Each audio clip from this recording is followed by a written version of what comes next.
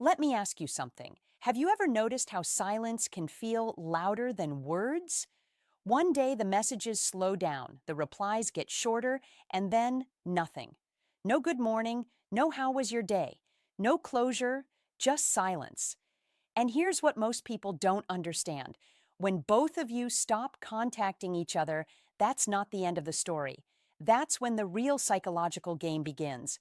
Not the loud kind, not the dramatic kind, but the quiet, dangerous kind.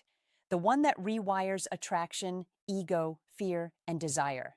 And today, I'm going to tell you exactly what happens inside a woman's mind when contact stops, why silence feels addictive, and why the person who understands this phase always wins, even without saying a word. So listen carefully, because what I'm about to explain, most men don't see it until it's too late.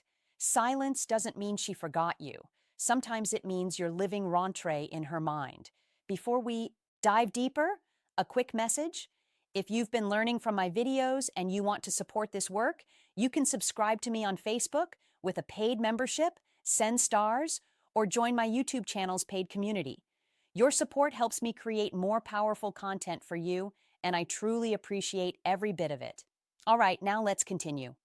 Phase 1, the false calm. When communication stops, the first thing that happens inside a woman is relief. Yes, relief. Not because she doesn't care, but because tension disappears. No expectations, no pressure to reply, no emotional labor. She tells herself, "Good, I'm done chasing. I'm fine without him. I don't need this." And for a moment, she believes it. This phase feels calm, controlled, empowered. She might even post on social media, go out with friends, dive into work or hobbies, all to reinforce the narrative she's telling herself. I've moved on. But here's the dark psychology most men and miss. This calm is temporary. It's not peace. It's emotional anesthesia, a mental buffer between the shock of silence and the reality of what it means. And anesthesia always wears off, because underneath that surface calm, her subconscious is already working, processing, analyzing, preparing for what comes next. Silence doesn't kill attraction. It puts it to sleep so it can wake up stronger. Phase 2, the curiosity loop. After the calm fades, curiosity enters. It starts small, a fleeting thought during a quiet moment. Then it grows. She starts wondering, why hasn't he reached out? Did I matter less than I thought? Is he talking to someone else? Is he okay? Does he even think about me? And here's the key psychological trigger. When a woman doesn't get information, her mind fills in the gaps, and the imagination is always more powerful than reality. She creates stories, scenarios, possibilities. Suddenly, you're no longer just a guy who stopped texting. You become a mystery, an unsolved puzzle, a question mark in her emotional landscape. And mystery is attractive. It's magnetic. It consumes mental space. This is when she checks your profile, not once, multiple times. She scrolls through old photos, replays old conversations in her mind, remembers your tone, your confidence, your presence. She notices if you've posted anything new, if you seem happy, if you seem unbothered, not because she wants you back, but because uncertainty activates emotional attachment. The brain seeks closure, and without it, the mind loops over and over.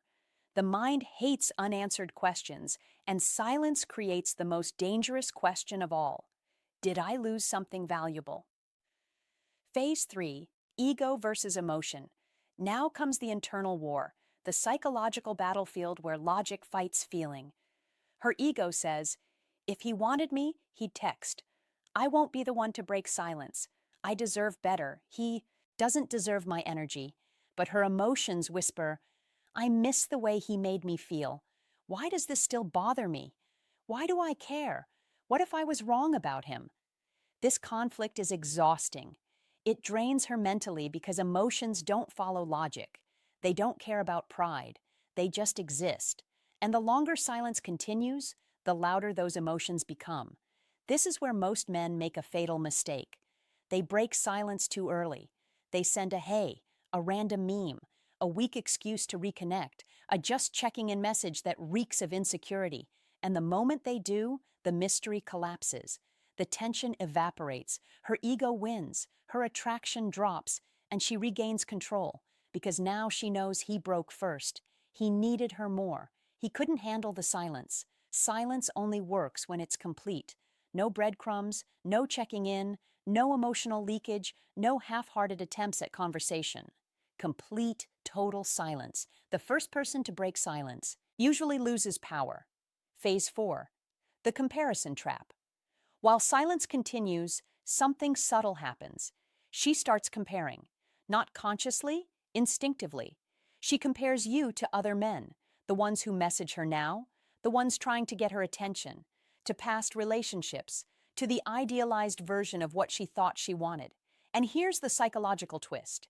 If no one makes her feel the same way you did, your value increases without effort. She goes on dates that feel flat, has conversations that lack depth, receives compliments that feel empty, and in those moments, she remembers how you challenged her, how you didn't try too hard, how you made her feel seen without needing to impress. Because attraction isn't about availability. It's about emotional impact. It's about the space you occupied in her life, the unique frequency you operated on. If you created depth, tension, safety, excitement, your absence highlights that. Silence becomes contrast, and contrast creates desire. The new becomes boring. The familiar becomes rare, and rare becomes valuable. You don't compete with other men. You compete with how she felt when she was with you. Phase 5, the emotional echo. This is the stage no one talks about.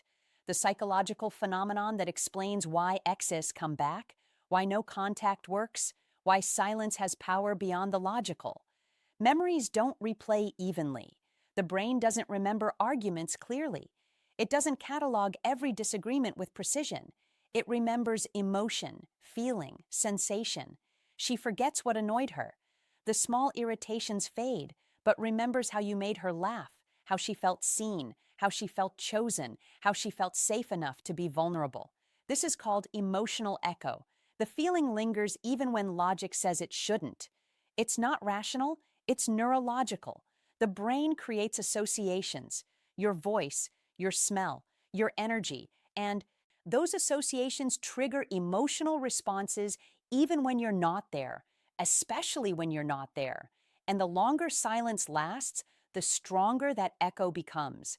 Because nostalgia is selective. It amplifies the good, softens the bad, creates a highlight reel in her mind. That's why random messages weeks or months later hit so hard. Not because of the words, but because the emotion was never resolved. The chapter was never closed. The story was left unfinished. Unfinished emotions are more powerful than finished relationship. Phase 6, the urge to reconnect. Eventually, one thought appears. I wonder if he'd respond if I reached out. She might not text you. In fact, she probably won't. Not immediately, but she imagines it. She drafts messages in her head. Hey, how have you been? I was thinking about you. Random question. She plays scenarios, predicts your reaction, analyzes potential outcomes. This doesn't always lead to contact, but psychologically, you've already re-entered her emotional space. You're occupying mental real estate without paying rent, without asking permission. And here's the truth most men don't understand. Silence isn't passive. It's pressure, quiet pressure, invisible weight. It creates a vacuum. And vacuums pull. They don't push, they don't chase, they simply exist. And everything rushes toward them. The urge to reconnect isn't about weakness. It's about human psychology. We're wired to seek resolution, to complete unfinished business, to close open loops. And when someone doesn't chase us when they don't need closure, we become obsessed with giving it to them, even if it means breaking our own rules, even if it means swallowing our pride. And pressure always seeks release. Silence doesn't chase, it pulls. When both of you stop contacting each other, there is no guaranteed winner, no script that always plays out the same way, no universal outcome. But there is a clear advantage, a psychological edge. The person who doesn't chase, doesn't react emotionally, doesn't seek validation, doesn't rush closure, doesn't panic in the void, and doesn't break under the weight of silence is the one who holds psychological leverage. Not because they're manipulative, not because they're playing games, but because they're centered, grounded, self-assured. They understand that their value doesn't depend on someone else's acknowledgement. That silence is just space, and space is neutral. It's not rejection, it's not indifference, it's simply space. And confidence without noise is irresistible. Because most people can't sit in silence. They need reassurance, validation, constant feedback. But the person who can exist comfortably in the void, who doesn't need to fill every gap with words, that person radiates a different kind of power, quiet power, the kind that doesn't announce itself, but everyone feels it. Silence is not a trick. It's not a tactic to manipulate someone into wanting you. If you use it to punish, control, or manipulate, it backfires. People sense intention. Even when you don't say anything, your energy speaks. And manipulative silence feels different than grounded silence. One is cold, calculated, weaponized. The other is calm, purposeful, self-respecting.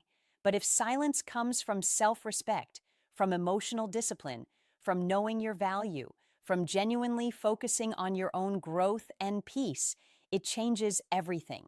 Because then it's not about her, it's about you, your healing, your clarity, your boundaries. And that kind of silence, it doesn't just create attraction, it creates respect. Because the strongest energy isn't attention, it's detachment with presence, being unavailable but unforgettable, absent but impactful, gone but not forgotten. The most attractive thing you can say is nothing. When your silence speaks, confidence. If this video made you think, if it explained something you felt but never understood, if it gave you a new lens to see an old situation, then do me a favor. Like this video, subscribe to the channel, share it with someone who needs to hear this, and make sure you check out the other videos on this channel because this is where we talk about real psychology, real attraction, and the truths most people are too afraid to say out loud. The uncomfortable truths, the nuanced truths, the ones that don't fit into easy formulas or quick fixes. We don't do surface-level advice here. We go deep because you deserve better than generic dating tips. You deserve understanding, clarity, and the psychological tools to navigate modern relationships with confidence. I'll see you in the next one. Stay strong, stay silent when you need to. And remember, your value doesn't decrease based on someone's inability to see